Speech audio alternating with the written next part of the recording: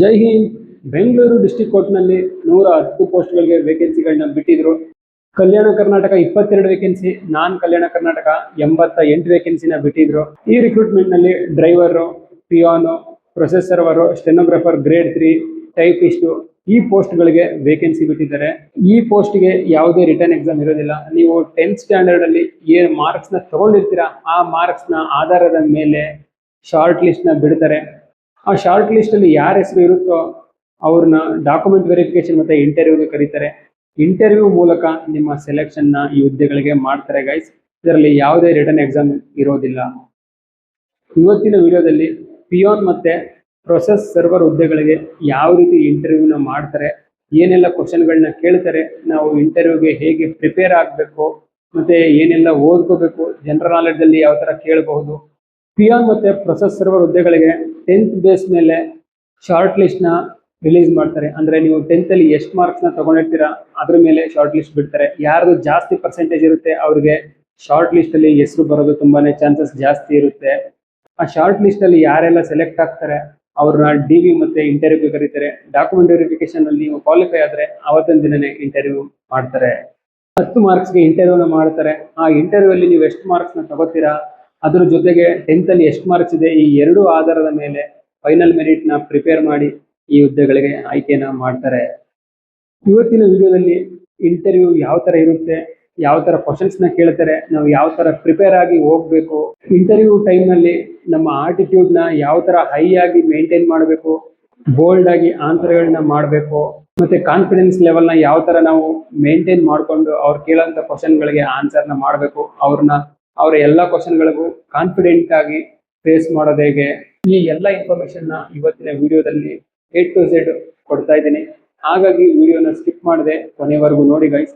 Skip ಮಾಡಿದ್ರೆ ನಿಮ್ಗೆ ಏನು ಅರ್ಥ ಆಗೋದಿಲ್ಲ. ಮತ್ತೆ ಯಾರೆಲ್ಲ ಈ ಚಾನಲ್ನ ಇದುವರೆಗೂ ಸಬ್ಸ್ಕ್ರೈಬ್ ಮಾಡಿಲ್ಲ ಅವರು ಚಾನಲ್ನ ಸಬ್ಸ್ಕ್ರೈಬ್ ಮಾಡ್ಕೊಂಡು ಬೆಲ್ ಐಕನ್ ನ ಕ್ಲಿಕ್ ಮಾಡಿ. ನಿಮ್ಗೆ ಟೈಮ್ ಒಳ್ಳೊಳ್ಳೆ ಜಾಬ್ ಅಪ್ಡೇಟ್ಗಳನ್ನ ಕೊಡ್ತಾ ಇರ್ತೀನಿ. ಮತ್ತೆ ಕೆಳಗಡೆ ಹೈಪ್ ಬಟನ್ ಕಾಣ್ತಾ ಇದೆಯಲ್ಲ, ಹೈಪ್ ಮಾಡಿ. ನೀವು ಹೈಪ್ ಮಾಡೋದ್ರಿಂದ ಈ ವಿಡಿಯೋ ಎಲ್ಲ ಬೆಂಗಳೂರು ಡಿಸ್ಟ್ರಿಕ್ಟ್ ಕೋರ್ಟ್ಗೆ ಅಪ್ಲೈ ಮಾಡಿರುವಂತ ಮಕ್ಕಳಿಗೆ ರೀಚ್ ಆಗುತ್ತೆ, ಅವ್ರಿಗೂ ಹೆಲ್ಪ್ ಆಗುತ್ತೆ. ಬನ್ನಿ ಈಗ ವಿಡಿಯೋನ ಸ್ಟಾರ್ಟ್ ಮಾಡೋಣ.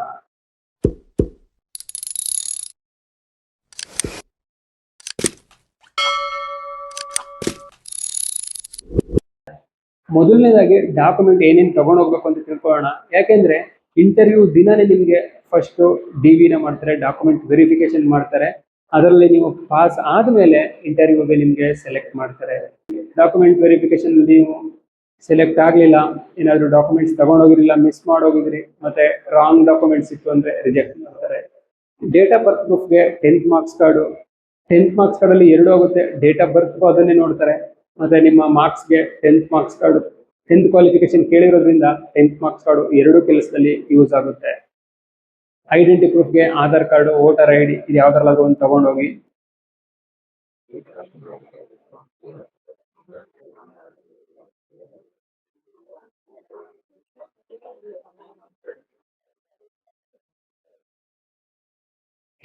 Character certificate ಮಾಡಿಸ್ಬೇಕಾಗುತ್ತೆ.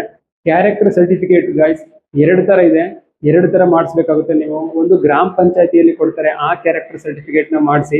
ಇನ್ನೊಂದು ನೀವು ಸ್ಟಡಿ ಮಾಡಿರುವಂತ, ಅಂದ್ರೆ ನಿಮ್ಮ ಲಾಸ್ಟ್ ಸ್ಟಡಿ ಯಾವ ಸ್ಕೂಲ್ ಯಾವ ಕಾಲೇಜಲ್ಲಿ ಮಾಡಿದೀರಾ ಆ ಕಾಲೇಜಿಂದ ಕ್ಯಾರೆಕ್ಟರ್ ಸರ್ಟಿಫಿಕೇಟ್ ನ ಪ್ರಿನ್ಸಿಪಲ್ ಅಥವಾ HM ಹತ್ರ ಮಾಡಿಸ್ಬೇಕಾಗುತ್ತೆ.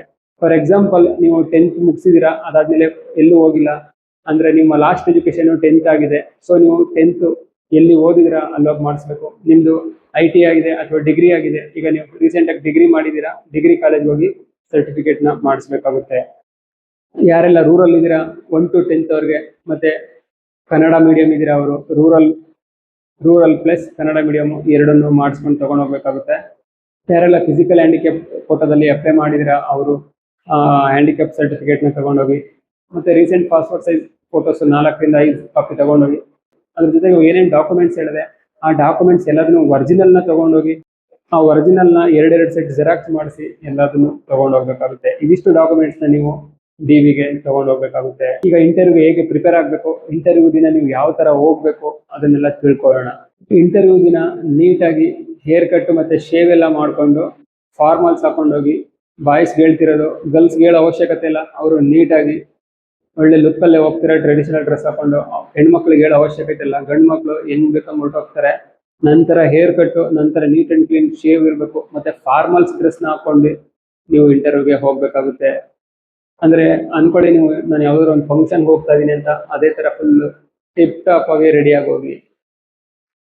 ನೀವು ಎಷ್ಟು ಚೆನ್ನಾಗಿ ರೆಡಿಯಾಗಿ ಹೋಗ್ತೀರಾ ಅದರಲ್ಲೇ ನಿಮ್ಮ ಅರ್ಧ ಕಾನ್ಫಿಡೆನ್ಸ್ ಹೈ ಆಗುತ್ತೆ. ಇಂಟರ್ವ್ಯೂನ ಯಾರು ಮಾಡ್ತಾರೆ ಅಂತ ನಿಮ್ಗೆ ಡೌಟ್ ಇರ್ಬೋದು. ಇಂಟರ್ವ್ಯೂನ ಜಡ್ಜ್ ಮಾಡ್ತಾರೆ. ಒಂದು ಕೋರ್ಟಲ್ಲಿ 3 ಸೆಷನಲ್ ಜಡ್ಜಸ್ ಇರ್ತಾರೆ. ಆ 3 ಸೆಷನಲ್ ಜಡ್ಜಸ್ ನಿಮ್ಗೆ ಇಂಟರ್ವ್ಯೂ ಬೋರ್ಡ್ ನಲ್ಲಿ ಇರ್ತಾರೆ. 3 ಜನ ಬೋರ್ಡ್ ಅಲ್ಲಿ ಇರ್ತಾರೆ. ಅವರೇ ನಿಮ್ಗೆ ಇಂಟರ್ವ್ಯೂನ ತಗೋತಾರೆ. ನೀವು ಅವ್ರನ್ನೇ ಫೇಸ್ ಮಾಡ್ಬೇಕಾಗುತ್ತೆ.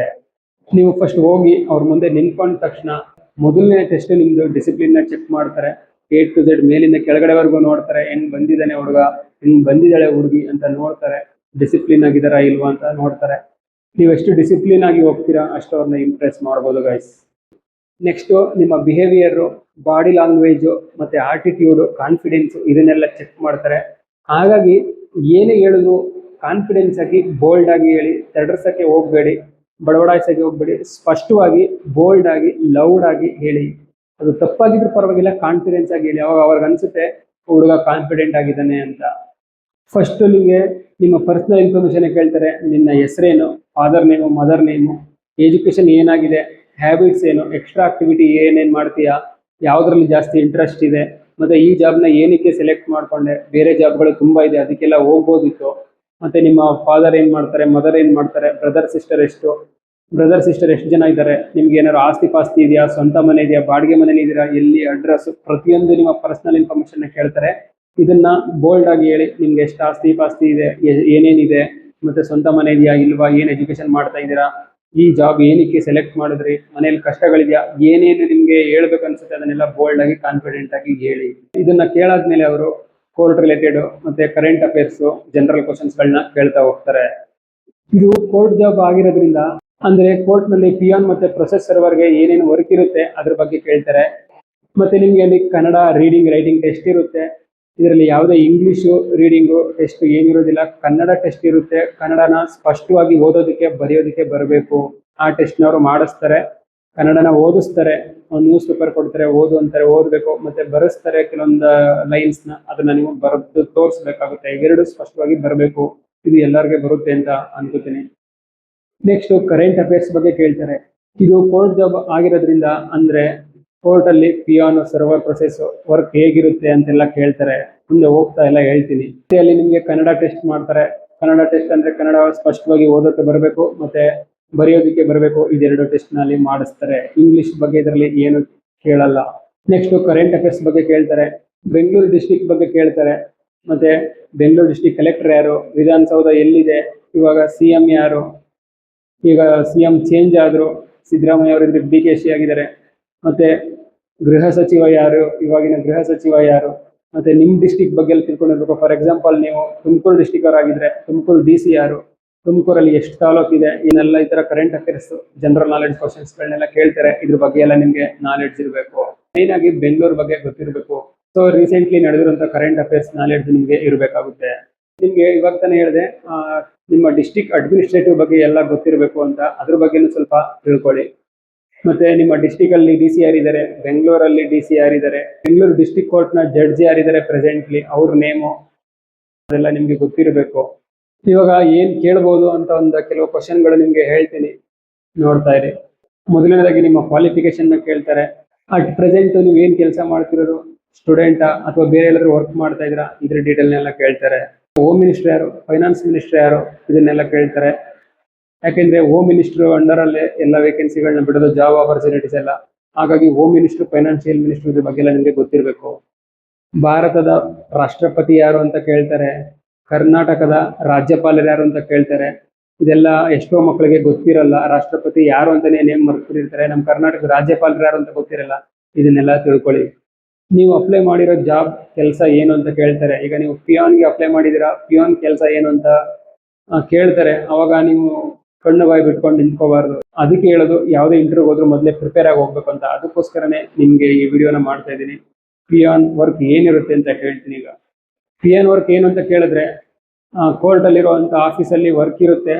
ಆಫೀಸ್ ಟು ಆಫೀಸು ಏನಲ್ಲಿ ಡಾಕ್ಯುಮೆಂಟ್ ಇರುತ್ತೆ, ಅದನ್ನ ಒಂದು ಆಫೀಸಿಂದ ಇನ್ನೊಂದು ಆಫೀಸ್ಗೆ ಶಿಫ್ಟ್ ಮಾಡೋದು, ಮತ್ತೆ ಅಲ್ಲಿ ಜೆರಾಕ್ಸ್ ಮಾಡೋದು, ಪ್ರಿಂಟ್ಗಳನ್ನ ತೆಗೆಯೋದು, ಆಫೀಸ್ನ ನೀಟ್ ಅಂಡ್ ಕ್ಲೀನ್ ಆಗಿ ಮೇಂಟೈನ್ ಮಾಡೋದು, ಮತ್ತೆ ಸೀನಿಯರ್ ಆಫೀಸರ್ಸ್ಗೆ ಹೆಲ್ಪ್ ಮಾಡೋದು, ಅವ್ರು ಏನು ಕೆಲಸ ಹೇಳ್ತಾರೆ ಅದನ್ನ ಮಾಡೋದು, ಸ್ಟೇಷನರಿ ಸಾಮಾನುಗಳನ್ನೆಲ್ಲ ನೀಟಾಗಿ ಇಟ್ಕೊಳ್ಳೋದು, ಇದಿಷ್ಟು ಪಿಯೋನ್ ವರ್ಕ್ ಆಗಿರುತ್ತೆ ಅಂತ ಹೇಳಿ.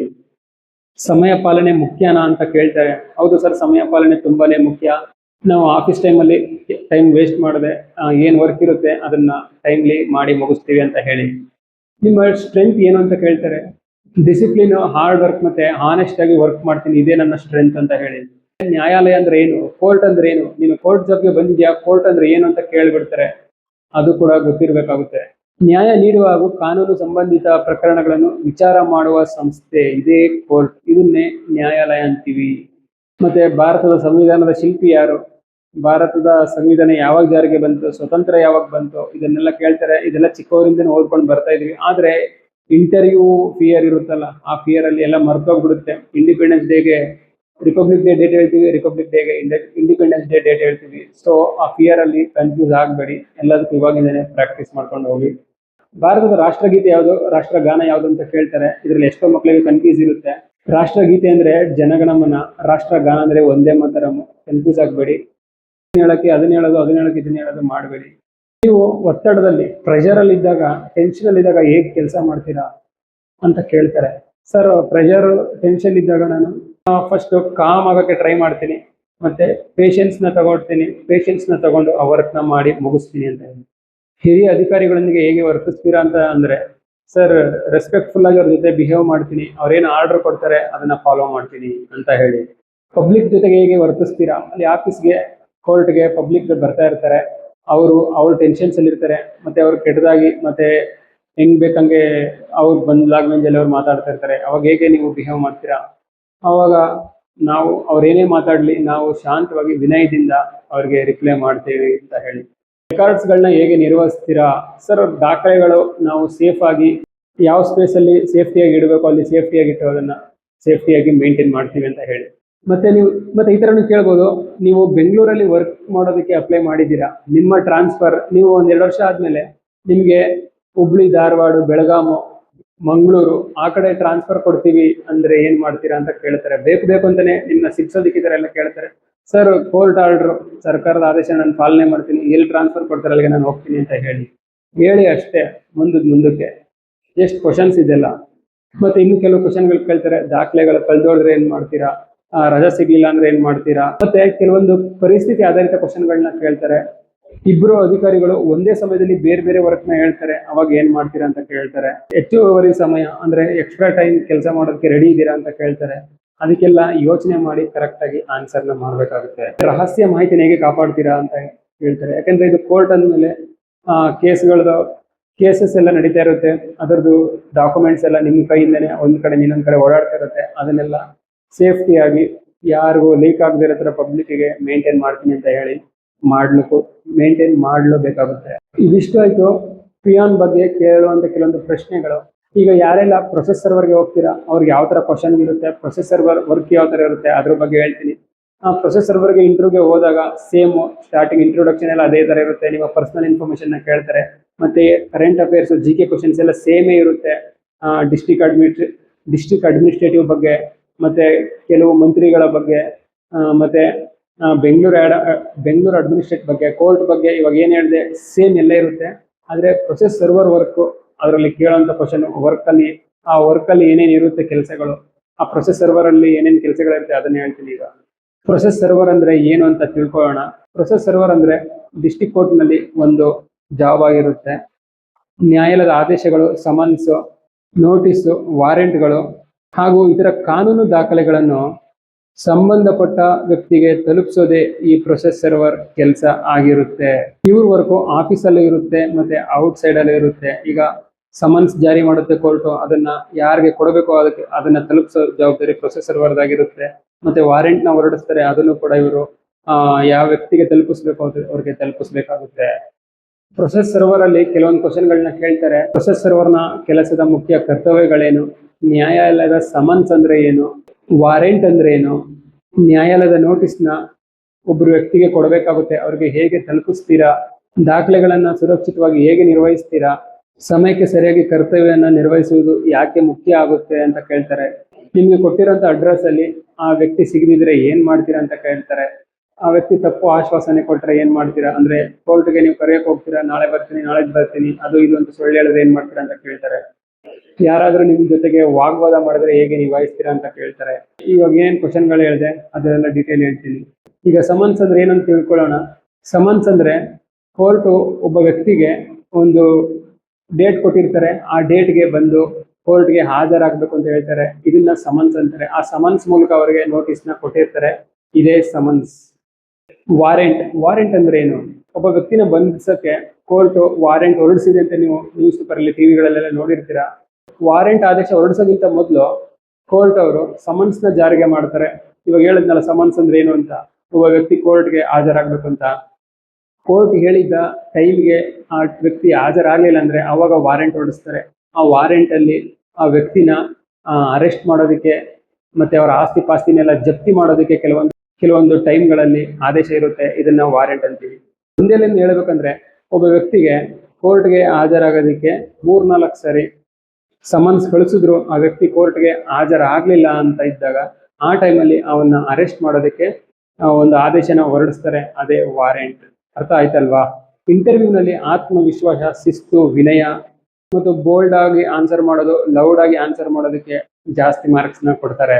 ಪಿಯನ್ ಮತ್ತು ಪ್ರೊಸೆಸರ್ ಹುದ್ದೆಗಳಿಗೆ ಸಾಮಾನ್ಯ ಜ್ಞಾನ, ಕನ್ನಡ ಓದು ಬರಹ, ಕರೆಂಟ್ ಅಫೇರ್ಸು, ಕೋರ್ಟ್ ಬಗ್ಗೆ ಸ್ವಲ್ಪ ನಾಲೆಡ್ಜು ಇದೆಲ್ಲ ಗೊತ್ತಿದ್ರೆ ಆರಾಮಾಗಿ ನೀವು ಈ ಇಂಟರ್ವ್ಯೂನ ಪಾಸ್ ಮಾಡಬಹುದು. ಈಗ ಮನೆಯಲ್ಲಿ ಯಾವ ತರ ಡೈಲಿ 10-15 ನಿಮಿಷ ಪ್ರಿಪರೇಷನ್ ಮಾಡಬೇಕು ಅಂತ ಹೇಳ್ತೀನಿ. ಆ ತರ ನೀವು ಪ್ರಿಪೇರ್ ಆಗಿ ಹೋದ್ರೆ ಆರಾಮಾಗಿ ಇಂಟರ್ವ್ಯೂನ ಫೇಸ್ ಮಾಡಬಹುದು. ಸ್ಟಾರ್ಟಿಂಗ್ ಅಲ್ಲಿ ಅವರು ಏನ್ ಇಂಟ್ರೊಡಕ್ಷನ್ ನ ಕೇಳ್ತಾರೆ, ನಿಮ್ಮ ಇಂಟ್ರೊಡ್ಯೂಸ್, ಪರ್ಸನಲ್ ಇನ್ಫಾರ್ಮೇಶನ್ ಆಯ್ತು, ಕ್ವಾಲಿಫಿಕೇಶನ್, ಹ್ಯಾಬಿಟ್ಸ್ ಇದನ್ನೆಲ್ಲ ಏನು ಕೇಳ್ತಾರೆ ಅದ್ರ ಬಗ್ಗೆ ನೀವು 1-2 ನಿಮಿಷ ಹೆಂಗೆ ಹೇಳ್ಬೇಕು ಅದನ್ನ ಡೈಲಿ ಒಂದು ಮಿರರ್ ಮುಂದೆ ನಿಂತ್ಕೊಂಡು ಪ್ರಾಕ್ಟೀಸ್ ನ ಮಾಡಿ. ಯಾಕೆಂದ್ರೆ ನಿಮ್ಮ ಇಂಟರ್ವ್ಯೂ ಸ್ಟಾರ್ಟ್ ಆಗೋದೇ ನಿಮ್ಮ ಇಂಟ್ರೊಡಕ್ಷನ್ ಇಂದ. ಇಂಟ್ರೊಡಕ್ಷನ್ ಅಲ್ಲಿ ನೀವು ತಡಬಾಯಿಸಿದ್ರೆ ಮತ್ತೆ ನಿಮ್ಮ ಕಾನ್ಫಿಡೆನ್ಸ್ ಲೆವೆಲ್ ಲೋ ಆಗ್ಬಿಡುತ್ತೆ, ಮತ್ತೆ ಇನ್ನ ಫಿಯರ್ ಆಗ್ಬಿಡುತ್ತೆ, ಇನ್ನ ಟೆನ್ಷನ್ ಆಗ್ಬಿಡ್ತೀರಾ, ಇನ್ನ ಪ್ಯಾನಿಕ್ ಆಗ್ಬಿಡ್ತೀರಾ. ಅದರಿಂದ ಹೇಳ್ತಿರೋದು ನಿಮ್ಮ ಇಂಟ್ರೊಡಕ್ಷನ್ ಕರೆಕ್ಟ್ ಆಗಿ ನೀವು ಬೋಲ್ಡ್ ಆಗಿ ಹೇಳ್ಬಿಟ್ರೆ ಆಮೇಲೆ ನಿಮ್ಗೆ ನೆಕ್ಸ್ಟ್ ಕ್ವಶನ್ಗಳು ಹೇಳೋದಕ್ಕೆ ಈಸಿ ಆಗ್ತಾ ಹೋಗುತ್ತೆ. ಹಾಗಾಗಿ ಈ 1-2 ನಿಮಿಷ ಡೈಲಿ ಪ್ರಾಕ್ಟೀಸ್ ಮಾಡೋದು ತುಂಬಾ ಇಂಪಾರ್ಟೆಂಟ್ ಆಗುತ್ತೆ ಗೈಸ್. ಇದ್ರ ಜೊತೆಗೆ ಕರ್ನಾಟಕ ಮತ್ತೆ ಭಾರತದ ಪ್ರಮುಖ ಹುದ್ದೆಗಳು ಯಾವ್ಯಾವ್ದಿದೆ ಅಂತ ಅದ್ರ ಬಗ್ಗೆನೂ ತಿಳ್ಕೊಳ್ಳಿ. ಮತ್ತೆ ಇಂಪಾರ್ಟೆಂಟ್ ಅಂದ್ರೆ ನ್ಯಾಯಾಲಯ ಮತ್ತು ಅದರ ಮೂಲಭೂತ ಹಕ್ಕುಗಳು, ಕರ್ತವ್ಯಗಳು, ಕೋರ್ಟ್ ಜಾಬ್, ಕೋರ್ಟ್ ವರ್ಕ್ ಎಲ್ಲ ಹೇಗಿರುತ್ತೆ ಇದನ್ನೆಲ್ಲ ಸ್ಟಡಿ ಮಾಡಿ ತಿಳ್ಕೊಳ್ಳಿ. GK, ಕರೆಂಟ್ ಅಫೇರ್ಸ್ ಇದನ್ನ ರೆಗ್ಯುಲರ್ ಆಗಿ ಓದ್ತಾ ಇರಿ. ಯಾವುದೇ ಎಕ್ಸಾಮ್ ಇರೋದಿಲ್ಲ. ಶಾರ್ಟ್ ಲಿಸ್ಟ್ ನ 10th ಮಾರ್ಕ್ಸ್ ಬೇಸ್ ಮೇಲೆ ಶಾರ್ಟ್ ಲಿಸ್ಟ್ ನ ಪ್ರಿಪೇರ್ ಮಾಡಿ ಆ ಕ್ಯಾಂಡಿಡೇಟ್ಗಳನ್ನ DV ಮತ್ತೆ ಇಂಟರ್ವ್ಯೂಗೆ ಕರೀತಾರೆ. ಹಾಗಾಗಿ ನಿಮ್ಗೆ ಇಂಟರ್ವ್ಯೂ ಒಂದು ಮೈನ್ ರೋಲ್ ಆಗಿರುತ್ತೆ ಈ ಜಾಬ್ನ ನೀವು ಪಡಿಬೇಕಂದ್ರೆ.